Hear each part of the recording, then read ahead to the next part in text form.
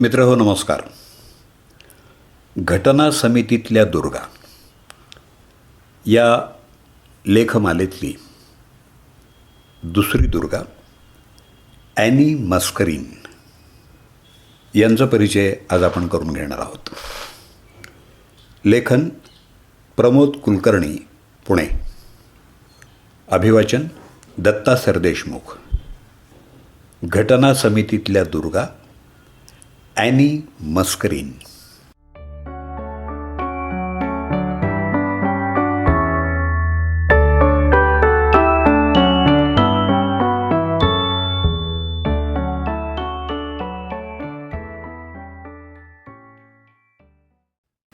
Any Mascarene यांचा जन्म 6 जून 1902ला केरळमधल्या कालिकत, आताचं कोझिकोडे इथं झाला. त्या मच्छीमार समुदायातल्या होत्या. हा समुदाय लॅटिन कॅथॉलिक ख्रिश्चन होता. पोर्तुगीज केरळमध्ये आल्यानंतर त्यांनी दलितांचं ख्रिश्चन धर्मात धर्मांतर केलं. त्यांना लॅटिन ख्रिश्चन म्हटलं गेलं. धर्मांतरानंतरही या समाजाला जातिभेदाचा तीव्र सामना करावा लागला. त्यांचे वडील दुय्यम दर्जाचे सरकारी अधिकारी होते. कुटुंब आर्थिक विवंचनेनं त्रस्त होतं. ॲनी अभ्यासात खूप हुशार होत्या. त्यांच्या हुशारीमुळं त्यांना त्रिवेंद्रम इथल्या महाराजा कॉलेजमध्ये प्रवेश मिळाला. त्यावेळी ते या भागातलं सर्वोत्तम महाविद्यालय होतं. त्यांना त्रावणकोर सरकारकडून शिष्यवृत्ती मिळाली होती. तथापि त्यांना शिक्षण मिळणं ही सरकारी नोकरी मिळण्याची शाश्वती नव्हती, कारण या जातीतल्या लोकांना अशा नोकऱ्यांमध्ये घेत नव्हते. पण 1924मध्ये नवीन महाराणी सत्तेवर आल्यामुळं परिस्थिती बदलली. महाराणींनी धोरण बदललं आणि या जातीच्या उमेदवारांना प्राधान्य देऊन सरकारी नोकऱ्या देऊ केल्या. महाराणींनी तर काही गुणवंत विद्यार्थ्यांना चहासाठी आपल्या प्रासादात बोलावलं.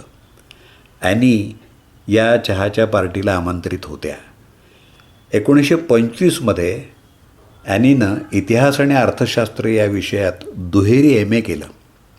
त्यावेळी प्रचलित असलेल्या त्रावणकोरमधल्या जातीभेदापासून दूर राहण्यासाठी पदवीनंतर त्या सिलोन, म्हणजे आताचं श्रीलंका, इथं एका महाविद्यालयात लेक्चरर म्हणून गेल्या. 1927मध्ये महाराणींनी महिला विद्यार्थ्यांसाठी कायद्याचा अभ्यास सुरू केला. ॲनी नोकरी सोडून पुन्हा महाराजा कॉलेजमध्ये कायद्याचा अभ्यास करण्यासाठी आल्या. कायद्याची पदवी मिळून त्याच कॉलेजमध्ये कायद्याच्या लेक्चरर झाल्या. लवकरच त्या राजकीय कार्यात सामील झाल्या. कनिष्ठ जातींना मतदानाचा हक्क तसंच निवडणुकीसाठी उमेदवारीही दिली जात नव्हती. म्हणून या सर्व जातींनी ऑल त्रावणकोर संयुक्त राजकीय काँग्रेस स्थापन केली, ATJPC. ॲनी ATJPCच्या सक्रिय सदस्य झाल्या. 1937च्या निवडणुकीत ATJPC हा राज्य विधानसभेतला सर्वात मोठा पक्ष बनला. हे यश पाहून उच्चवर्णीय नायरांनी ATJPC या पक्षाशी हातमिळवणी करून त्रावणकोर स्टेट काँग्रेस TSC स्थापन केली. ॲनी TSCच्या संस्थापकांपैकी एक होत्या. त्यांनी TSCच्या प्रसिद्धीची जबाबदारी आपल्यावर घेतली. त्यांनी वृत्तपत्रात विविध लेख लिहिले आणि प्रचारासाठी व्याख्यानं दिली. दरम्यान राज्यसत्तेत बदल झाला आणि महाराणीच्या जागी राजा आला. निवडून आलेल्या असेंब्लीला अधिकार असे कोणतेही नव्हते आणि सर्व अधिकार राजाकडे होते. त्याचा दिवाण हा अत्याचारी होता. TSCनं दिवाण हटवण्यासाठी, निवडून आलेल्या विधानसभांना अधिकार देण्यासाठी आणि मतदानाच्या हक्कासाठी आंदोलन सुरू केलं. राजानं आंदोलनाच्या विरोधात पाऊल उचललं. ॲनी यांना राजाविरुद्ध लोकांना भडकावणारी धोकादायक कार्यकर्ता म्हणून घोषित करण्यात आलं. त्यांच्यावर आणि त्यांच्या घरावर अनेक वेळा हल्ले झाले. त्यांचं घर लुटलं गेलं.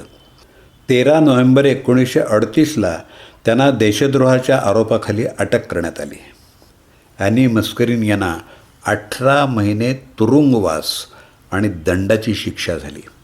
त्रावणकोरमधलं वातावरण बघून महात्मा गांधींनी राजकुमारी अमृत कौर यांना TSC बरोबर वाटाघाटी करण्यासाठी पाठवलं. कौर यांनी TSCच्या नेत्यांना दिवाणाविरुद्ध आंदोलन थांबवून भारताच्या स्वातंत्र्याच्या मोठ्या ध्येयावरती लक्ष केंद्रित करायला सांगितलं. TSCनं त्याच्यासाठी सहमती दर्शवली. 1942मध्ये महात्मा गांधींच्या अटकेच्या विरोधात देशव्यापी आंदोलनं झाली. त्रावणकोर सरकारनं आंदोलनांवर बंदी घातली. त्यानंतरही ॲनीनं आंदोलनं सुरूच ठेवली. त्रावणकोरमधल्या भाषणासाठी त्यांना अटक झाली आणि त्यांना 2 वर्ष तुरुंगात टाकण्यात आलं. 1946मध्ये तुरुंगातून सुटल्यानंतर त्यांनी पश्चिम भारतात आपली धगधगती भाषणं सुरूच ठेवली. 21 फेब्रुवारी 1946ला त्यांच्या मुंबईतल्या एका भाषणासाठी महात्मा गांधींनी पत्राद्वारे त्यांना फटकारलं आणि त्यांना त्यांच्या जहाल बोलण्यावरती नियंत्रण ठेवण्याचा सल्ला दिला. पण त्या खचल्या नाहीत आणि त्यांनी आपली धगधगती भाषणं चालूच ठेवली. ऑक्टोबर 1946मध्ये त्रावणकोर सरकारच्या विरोधात आंदोलन केल्याबद्दल त्यांना 3ऱ्यांदा अटक करण्यात आली आणि 6 महिने तुरुंगात टाकण्यात आलं. मार्च 1948मध्ये त्रावणकोर इथं निवडून आलेलं सरकार सत्तेवर आलं. आणि मस्करीन काँग्रेसच्या तिकिटावर विधानसभेवर निवडून आल्या. त्यानंतर 29 डिसेंबर 1948ला संविधान सभेचं कामकाज सुरू झाल्यानंतर सुमारे 2 वर्षांनी ॲनी यांना संविधान सभेवर घेण्यात आलं. कायदेतज्ज्ञ असल्यामुळं त्यांना हिंदू कोड बिलावरच्या निवड समितीवर घेण्यात आलं. निवडणुकांमध्ये केंद्राची भूमिका आणि निवडणूक आयोगाचं कार्य या विषयावरच्या चर्चेत त्याने महत्त्वपूर्ण योगदान दिलं. त्या मजबूत केंद्र सरकारच्या बाजूनं होत्या. विशेषतः देशाच्या स्थापनेच्या दिवसात मजबूत केंद्र सरकार हवं असं त्यांचं म्हणणं होतं. काळाच्या ओघात भविष्यात गरज पडली तर राज्यघटनेत बदल केला पाहिजे असंही त्यांचं मत होतं.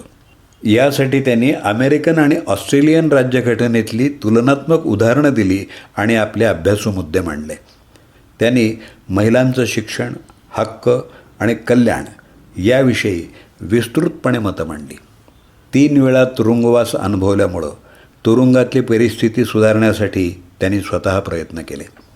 राजकारणात नैतिकता नसेल तर घटना आणि लोकशाही यांना काही अर्थच राहणार नाही असं त्या वारंवार सांगत असत. त्या एक बहुआयामी व्यक्ती होत्या.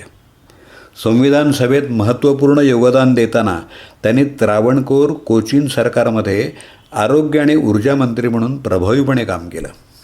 1952मध्ये त्या केरळमधल्या त्रिवेंद्रम, सध्याचं तिरुवनंतपुरम इथून अपक्ष उमेदवार म्हणून संसदेत निवडून आल्या. त्रावणकोर कोचीनच्या माजी मुख्यमंत्री असलेल्या काँग्रेस उमेदवाराचा पराभव करून त्या निवडून आल्या. केरळमधून संसदेवर जाणाऱ्या त्या पहिल्या महिला होत्या. त्या 1957ची संसद निवडणूक हारल्या आणि त्याबरोबरच त्यांनी आपलं राजकीय कार्य थांबवलं.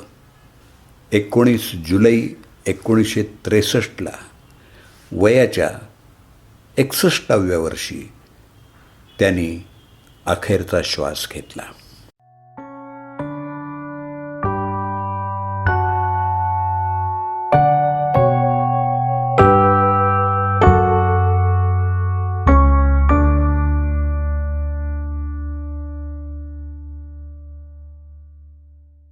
घटना समितीतल्या दुर्गा या मालेत ॲनी मस्करीन या दुर्गेचा परिचय आज आपण करून घेतला.